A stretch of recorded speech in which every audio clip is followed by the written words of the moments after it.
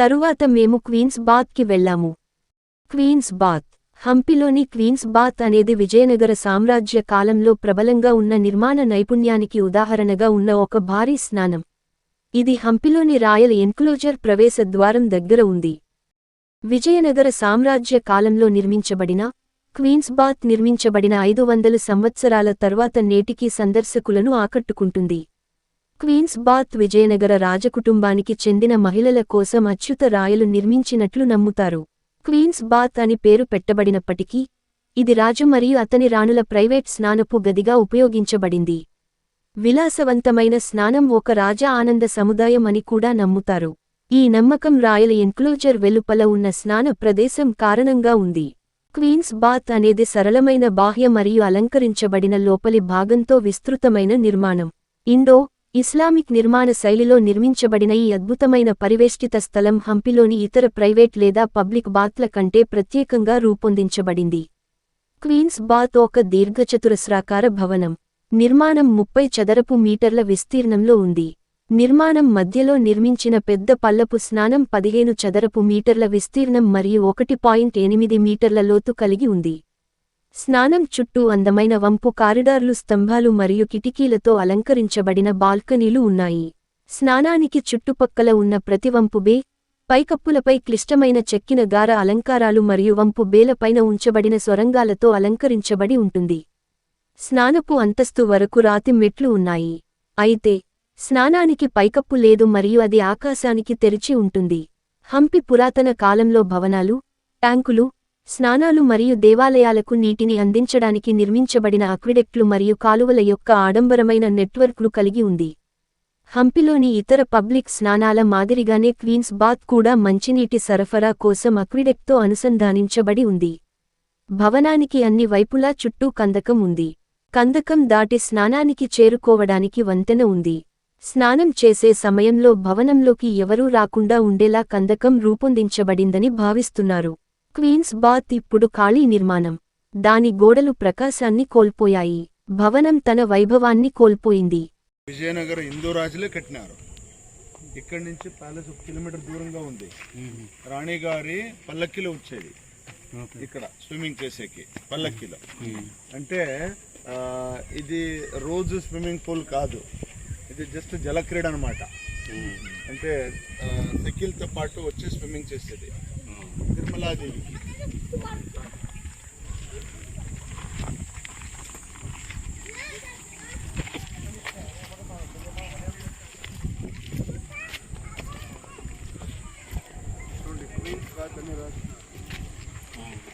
Queens bath రాణికి swimming pool. కానీ ఇది ఒరిజినల్గా ప్రూవ్ అవ్వలేదు. రాణి గారే వచ్చి స్విమ్మింగ్ చేస్తారా ఏమని. ఎందుకంటే ప్యాలెస్ నుంచి ఇది బయట ఉంది. అవును, కాబట్టి ఇది పబ్లిక్ కూడా స్విమ్మింగ్ పూల్ అవి ఉండొచ్చు. ఇది ఇంకా ఎగ్జాక్ట్గా ప్రూవ్ అవ్వలేదు ఇది రాణి గారే స్విమ్మింగ్ చేస్తారని. స్టోర్ చేయాలి ఇక్కడ అంటే నీళ్ళని ఫిల్టర్ చేయాలి. ఆ టైంలో ఫిల్టర్ ఎట్లా అంటే శాండ్ వేస్తారు, ఇసుక వేస్తారు కదా, వేస్తే అది ఎంత ఫిల్టర్ అవుతుంది నీళ్ళు. పైన డస్ట్ అంతా కింద పోతుంది కదా, పైన క్లీన్ వాటర్ లోపలికి వస్తాయి. చూడండి అక్కడి నుంచి నీళ్ళు ఫిల్టర్ అయ్యి లోపలికి వస్తుంది. అంటే వీళ్ళకి న్యాచురల్ ప్యూరిఫై సిస్టమ్ తెలుసు విజయనగరం వాళ్ళకి. ఓకేనా. ఇప్పుడు ఇదంతా రాణిగారి స్విమ్మింగ్ పూల్. రైట్, లోపలికి వెళ్దాము.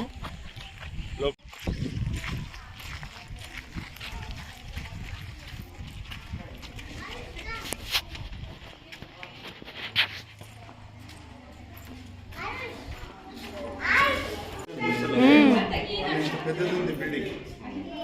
అంటే రాణి గారికి స్విమ్మింగ్ బాగా వచ్చు. అవునా, రాణి గారికి స్విమ్మింగ్ బాగా వచ్చు. తర్వాత సఖ్యలు కూడా ఇక్కడ స్విమ్మింగ్ చేసేది.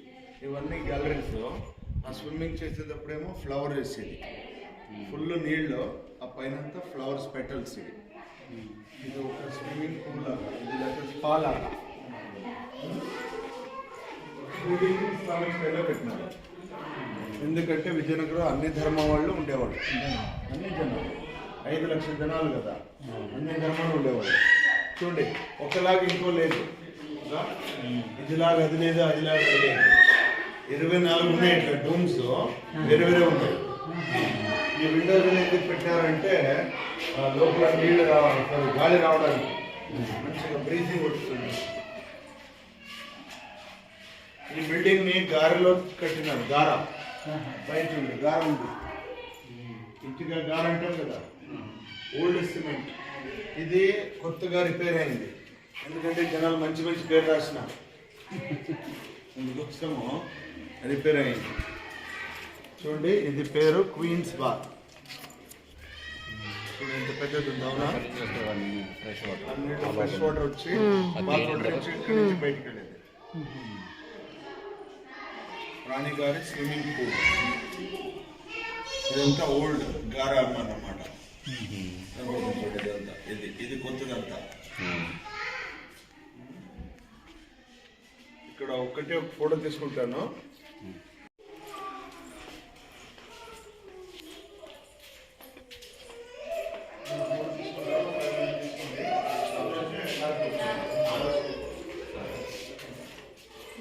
హజారా రామ దేవాలయం గురించి ఆసక్తికరమైన విషయాలను ఇప్పుడు తెలుసుకుందాం.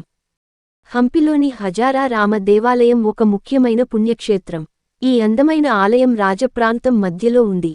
ఇది ఒకప్పుడు విజయనగర రాజులు మరియు రాజకుటుంబం యొక్క ప్రైవేట్ ఆలయం. ఈ ఆలయం రామాయణ ఇతిహాస కథను వర్ణించే సుందరమైన బాస్ అవశేషాలు మరియు పలకలకు ప్రసిద్ధి చెందింది. హజారా రామ దేవాలయాన్ని 15వ శతాబ్దం ప్రారంభంలో అప్పటి విజయనగర రాజు రెండవ దేవరాయ నిర్మించారు. ఇది మొదట సాధారణ నిర్మాణంగా నిర్మించబడింది. ఇది గర్భాలయం, స్తంభాల హాలు మరియు అర్ధ మంటపం మాత్రమే కలిగి ఉంది. తరువాత ఆలయ నిర్మాణం ఒక బహిరంగ మండపం మరియు అందమైన స్తంభాలను జోడించడానికి పునరుద్ధరించబడింది. హజారా రామ దేవాలయం అనేక అంశాలలో ప్రత్యేకమైన ఆలయం.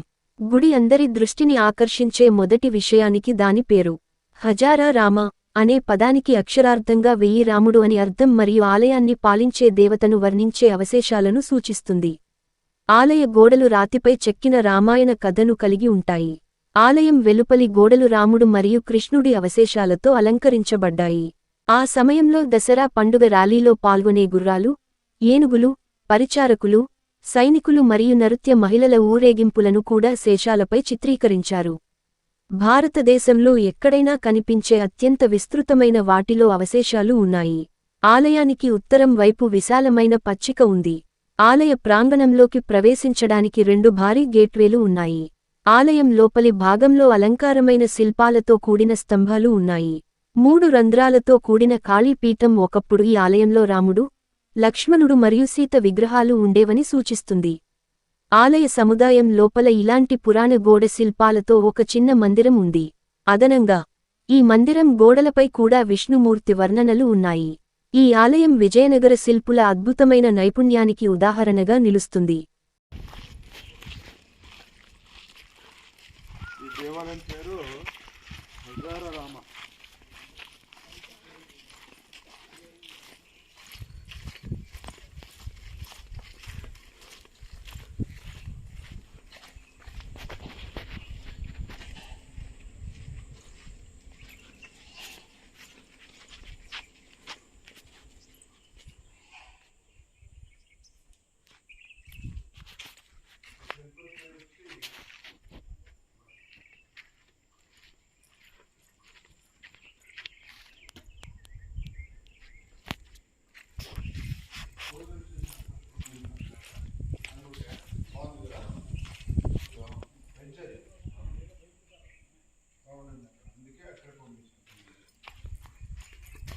రేపు ఇంకోటి ఉంది, అది చేద్దాం. రేపు ఖానావళి ఇక్కడ రొట్టి, జవ రొట్టి మంచిగా ఉంటుంది. మేడం, ఈ దేవాలయం పేరు హజారా రామ. హజారా అంటే హిందీలో 1000 కదా. ఆ హిందీకి ఈ టెంపుల్ కి కనెక్షన్ లేదు. హజారా అంటే ఏం తెలుసా? కన్నడలో వరాండా. ఈ దేవాలయం వెనక శ్రీకృష్ణదేవరాయల ప్యాలెస్ ఉంది. ప్యాలెస్ వరాండాలో ఈ టెంపుల్ ఉంది. అందుకే పేరు వచ్చింది హజారా అని. మీరు నలుగురు మా ఇంటికి వస్తే నేను చెప్తాను, హజార్లో కూర్చొని నేను కాఫీ తీసుకొస్తాను. హజారా అంటే మా ఇంట్లో వరాండా. ఈ దేవాలయం ఎందుకు తీసుకొచ్చినా నేనంటే, ఈ దేవాలయం లోపల రామాయణం స్టోరీ ఉంది. రామాయణం చాలా బ్యూటిఫుల్గా తీసుకుపోయినాడు. మీరు ఎప్పుడైనా కంబోడియాకి వెళ్తే యాంకర్ వాట్ ఉంది పెద్ద టెంపుల్, అక్కడ కూడా రామాయణం. ఇండోనేషియాకి వెళ్తే బాలి ఉంది, అక్కడ కూడా ఉంది. ఈ టెంపుల్లో కూడా రామాయణము చాలా బ్యూటిఫుల్గా చెక్కినాడు. రండి చూపిస్తాను.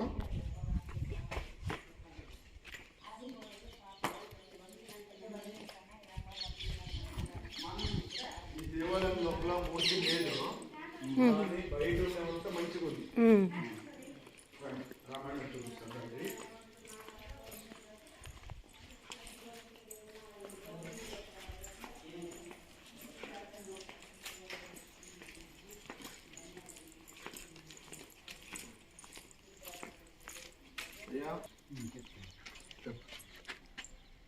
ఇంకా తల్లిదండ్రులు తీసుకెళ్తాను. అవును అవును. ఎవరు?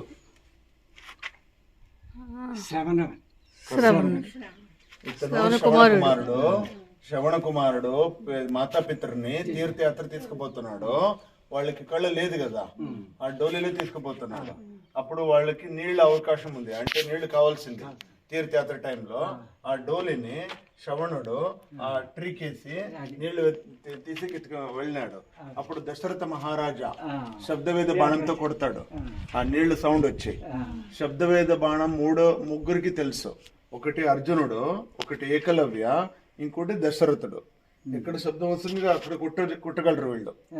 ఎవరు? ఆ ఏకలవ్య, మళ్ళీ అర్జునుడు కూడా. ఇక్కడ దశరథుడు శ్రవణ కొట్టినాడు కదా, 4వ లైన్లో శ్రవణ నీళ్ళు ఇచ్చినాడు దశరథానికి, నా తల్లిదండ్రికి ఇచ్చాయని. వీళ్ళిద్దరూ ఒక శాపం ఇస్తారు దశరథానికి. మనం చచ్చిపోయేటప్పుడు మా కొడుకు నాతో పాటు లేదు, నువ్వు కొట్టేసినావు, నువ్వు సస్తావు కదా అయోధ్యలో, నీ ఏ కొడుకు కూడా నీ దగ్గర ఉండకూడదని. రామ, లక్ష్మణ, భారత, శత్రుఘ్న వేరే వేరే ప్లేస్ లో ఉంటారు. ఇది బిగినింగ్ ఆఫ్ రామాయణ. ఇది శ్రవణ కుమార్ నుంచి. రండి.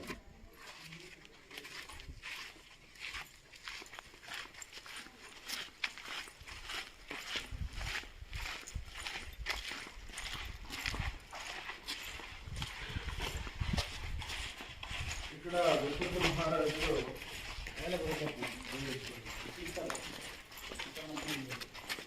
దశరథ మహారాజు రాజగురు వశిష్ఠుడితో మాట్లాడుతున్నది. ఇప్పుడు దశరథ మహారాజు చెప్తున్నాడు రాజగురుకి, నాతో 3 భార్యలు ఉన్నారు, ఇంకా నాకు ఈ పిల్లళ్ళే పుట్టలేదు అని, అంటే మగ పిల్లలు పుట్టలేదని. అప్పుడు ఇతను ఒక సజెస్ట్ చేస్తాడు, నువ్వు ఒక పుత్రకామిష్టి యజ్ఞం చేయపా అని. కానీ ఆల్రెడీ ఇతనితో పాటు ఒక అమ్మాయి ఉంటుంది. ఆ అమ్మాయి పేరు శాంత. 30% జనాలకి తెలియదు ఇండియాలో రాముడికి అక్క ఉందని. ఆ అమ్మాయి పేరు శాంత. ఎవరు కొడుకు అంటే దశరథ, మళ్ళా కౌశల్య అమ్మాయి. అమ్మాయి పేరు శాంత. కానీ ఇక్కడ కొడుకు పుట్టాల్సింది కదా, అందుకే యజ్ఞం చేసే ప్లాన్ చేస్తారు. ఆ యజ్ఞానికి ఎవరిని తీసుకురావాలి అని కూడా ప్లాన్ అవుతుంది. ఆ యజ్ఞానికి ఎవరిని తీసుకొచ్చినారు చూడండి ఇక్కడ. ఇంకా ఇతను తీసుకొచ్చినాడు ఈ ఋషి పేరు కర్రాట్, ఋషిశృంగముని. ఇతను ఋషిశృంగముని. ఇతను ఫేస్ హరిణి లాగా ఉంది చూడండి, అంటే డియర్ లాగా ఉంది. డియర్ కి ఏమంటారు తెలుగులో? ఇతను ఆ ఫేస్ లో ఉంది. కానీ ఇతన్ని ఫస్ట్ పాయింట్ ఏమంటే దశరథునికి ఇతనికి పెళ్లి చేయాలా, తర్వాత యజ్ఞం చేయాలా.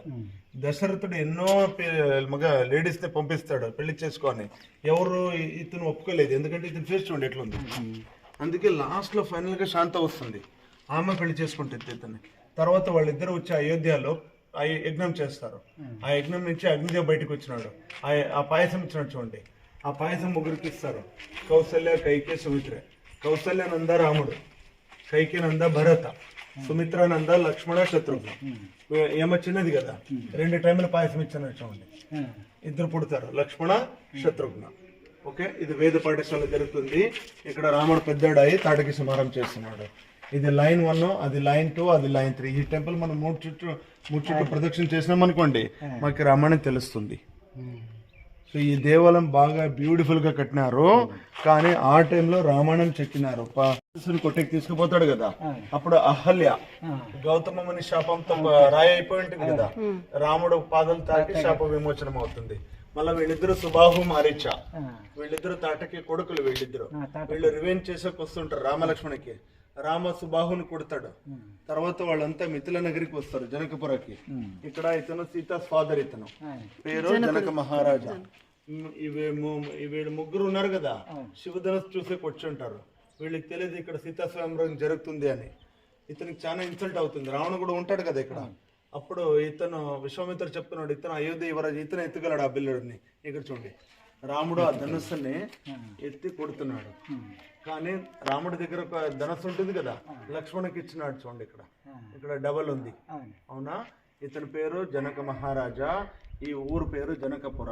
ఒకటే ముందు ఒక ఏనుగు నడిపిస్తారు, మిగతా అన్ని ఆ తోక పట్టుకుని నడుస్తాయి.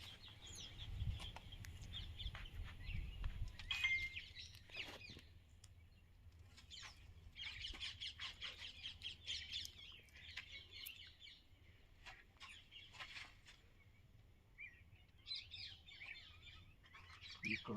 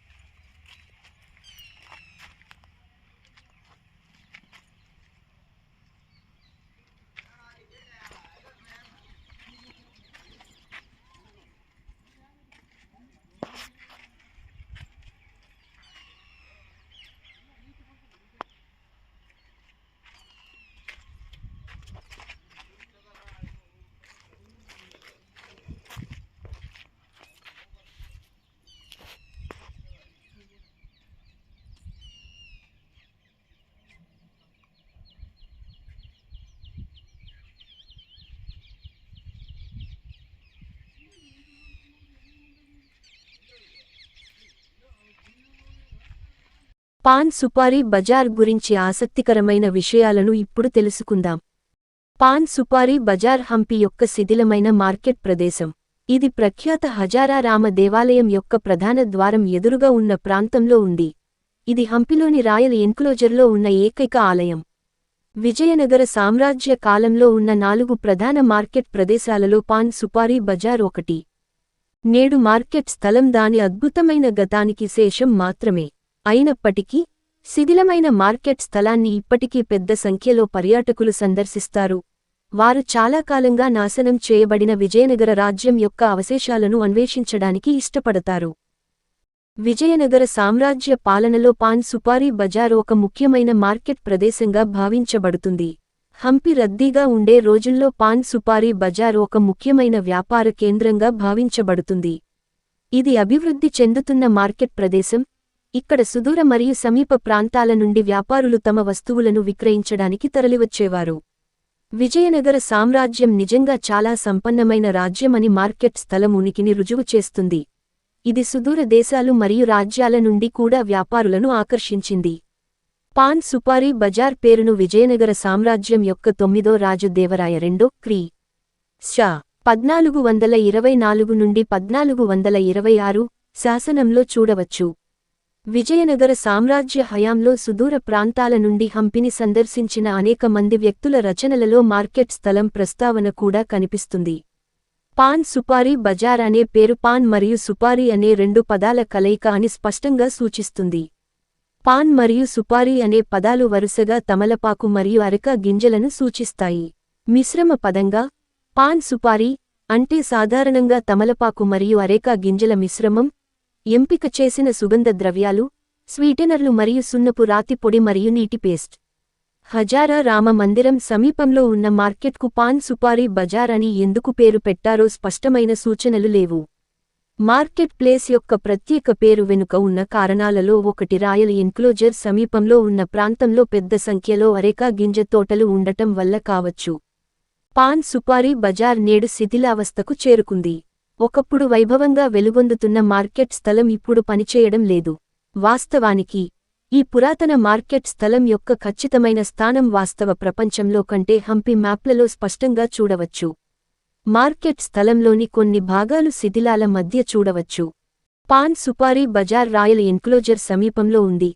ఇది హంపిలో ఎక్కువగా సందర్శించే పర్యాటక ప్రదేశాలలో ఒకటి. హంపికి చేరుకున్న ఎవరైనా ఈ ప్రదేశాన్ని సులభంగా చేరుకోవచ్చు. పాన్ సుపారీ బజార్కు వెళ్లే మార్గం వాహనాల ద్వారా చేరుకోవచ్చు. తదుపరి వీడియోలో మరికొన్ని ఆసక్తికరమైన విషయాలు తెలుసుకుందాం.